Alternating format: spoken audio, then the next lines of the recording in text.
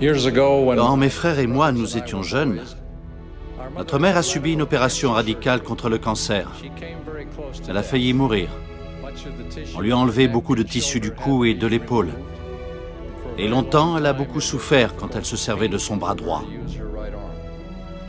Environ 1 an après l'opération, mon père l'a emmenée dans un magasin d'articles ménagers et a demandé au directeur de montrer à ma mère comment utiliser l'une des machines à repasser.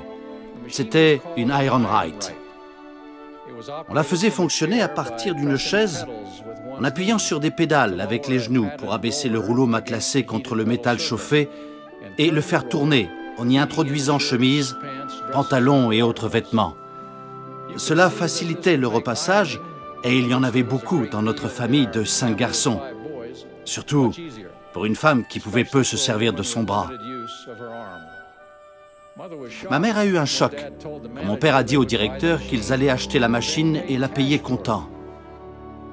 Malgré les bons revenus de mon père, qui était vétérinaire, les traitements de ma mère les avaient mis dans une situation financière difficile. En rentrant à la maison, ma mère était bouleversée. Comment pourrons-nous la payer? Avec quel argent? Comment nous en sortirons-nous? Alors, papa lui a dit qu'il s'était privé de déjeuner pendant près d'1 an pour économiser de l'argent. Il a dit, quand tu repasseras, tu n'auras plus à aller dans la chambre pour pleurer jusqu'à ce que ton bras ne te fasse plus mal. Elle ne savait pas qu'il savait. Je n'étais pas conscient du sacrifice de mon père et de son geste pour ma mère.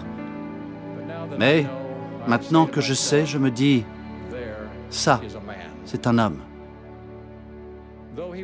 Bien que faisant quelques sacrifices et se refusant certains plaisirs en honorant ses engagements, l'homme véritable mène une vie gratifiante. Il donne beaucoup, mais il reçoit davantage. Et il vit satisfait de l'approbation de son Père céleste. La vie d'un homme véritable est la bonne vie. Surtout quand nous réfléchissons à l'exhortation d'être des hommes, nous devons penser au Christ. Le Seigneur a demandé à ses disciples quels hommes ils devaient être. Puis il a répondu, « Je vous le dis, tel que je suis. » Il a dit à ses apôtres, « Quiconque veut être le premier parmi vous, qu'il soit l'esclave de tous. » Il a fait don de sa vie pour sauver le genre humain. Nous pouvons accepter la responsabilité des personnes qu'il nous confie. Soyons des hommes, comme lui. Au nom de Jésus-Christ, Amen.